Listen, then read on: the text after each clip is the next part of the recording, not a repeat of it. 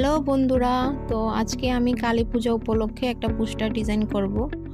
খুব সহজে কিভাবে পোস্টার ডিজাইন করা যায় আজকে তোমাদেরকে দেখাবো। প্রথমে আমি ক্যানভা থেকে একটা কাস্টম সাইজ নিয়ে নেব 1800 বাই 1800 পিক্সেল। তারপর এখানে আমি এলিমেন্টসে যাব। এলিমেন্টসে যাওয়ার পর আমি মা কালী লিখে সার্চ দেব। তো সার্চ দেওয়ার পর আমার যেটা ভালো লাগবে এরকম একটা মা কালীর ছবি আমি নিয়ে নেব। তো আমার থেকে এই ছবিটা ভালো লাগলো, আমি এই ছবিটা নিয়ে নিলাম। তারপর এটার সাথে যাবে, এটার সাথে ভালো লাগবে এরকম একটা ব্যাকগ্রাউন্ড আমি নিয়ে নেব।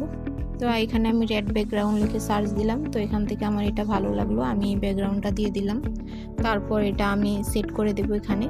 তারপর এখান থেকে আমি একটা টেক্সট দেব, মা কালী লিখে দেব। মা কালী লেখার পর দেখা যাচ্ছে যে এটা খুব বেশি ভালো লাগছে না, তো আমি এখান থেকে ফন্টটা চেঞ্জ করব। আমার পছন্দ অনুযায়ী একটা ফন্ট দিয়ে দেব।